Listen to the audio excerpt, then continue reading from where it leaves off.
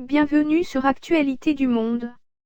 À 84 ans, Sepp Blatter reste un redoutable communicant. Mercredi 15 avril, l'ex-président suisse de la Fédération internationale de football, FIFA, a suggéré, dans le magazine allemand Bild, que les États-Unis pourraient organiser la Coupe du Monde 2022 à la place du Qatar, au lieu d'organiser l'édition 2026.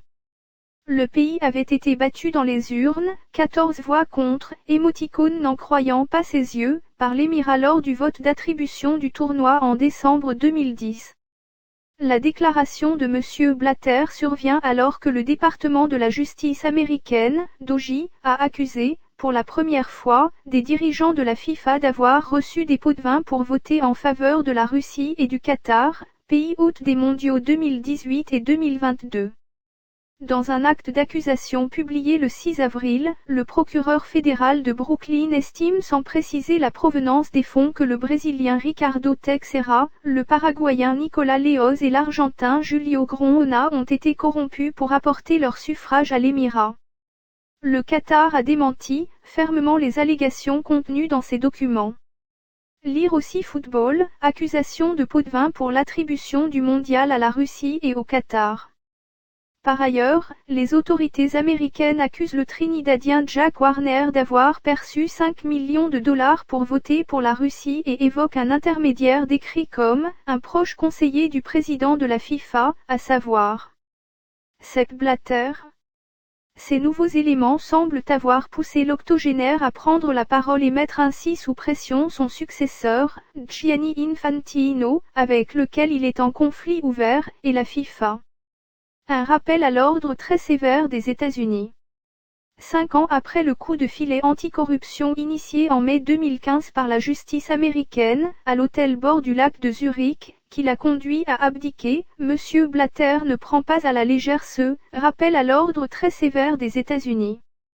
Le Qatar est devenu le protégé du président actuel de la FIFA, déclare-t-il au Monde. Gianni doit mal dormir en ce moment. Laisse-t-il entendre que la justice américaine pourrait, dans les mois à venir, contraindre la FIFA à remettre en cause l'attribution du mondial 2022 pour fait de corruption.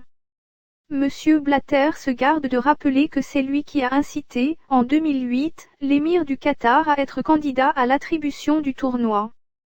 Comme s'il anticipait de futurs griefs émanant de New York, le Suisse se targue d'avoir défendu les États-Unis jusqu'au bout, discuté avec Obama la veille du scrutin, et toujours eu pour stratégie d'avoir un plan B.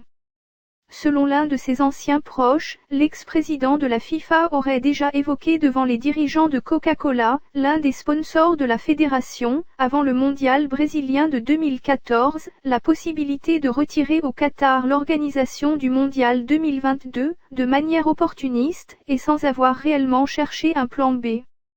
M. Blatter aurait aussi abordé cette question du remplacement de l'émirat lors de sa rencontre, en 2012, avec le magnat australo-américain Rupert Murdoch, propriétaire du groupe télévisuel Fox. Je ne me rappelle pas le contenu de cet entretien avec M. Murdoch. Il aurait été trop tôt pour parler déjà de la Coupe du Monde 2022 en 2012 mais, la mémoire, dit M. Blatter. J'espère de tout mon cœur que c'est le calme avant la tempête, confie, à propos de l'acte d'accusation du DOJ, l'homme d'affaires australien Jamie Fowler, cofondateur du groupe de pression Neo FIFA Nord. Le DOJ a toujours eu les mondiaux 2018 et 2022 dans sa ligne de mire et il a fallu du temps pour rassembler des éléments, ajoute un fin observateur de la FIFA. La FIFA rappelle son statut de victime. En novembre 2014, les autorités américaines ont accueilli avec scepticisme les conclusions de l'enquête interne de la FIFA sur l'attribution controversée des deux mondiaux. L'Allemand Hans-Joachim Ecker, coprésident du comité d'éthique de la fédération, avait estimé que des comportements douteux ne pouvaient pas être qualifiés de faits de corruption et n'étaient pas de nature à compromettre l'intégrité du processus d'attribution des mondiaux 2018 et 2022. Monsieur Ecker avait réalisé une synthèse d'un rapport d'enquête fait par l'ex-procureur américain Michael Garcia, longtemps gardé secret, puis publié par la FIFA en 2017. En décembre 2014, M. Garcia avait claqué la porte de la FIFA, contestant la lecture incomplète et erronée faite de son rapport par M. Ecker. Dans son rapport, M. Garcia a dit qu'il n'y avait pas de preuves de malversation.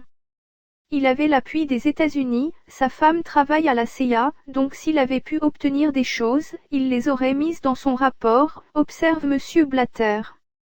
Je ne doute pas qu'il a fait un travail en profondeur.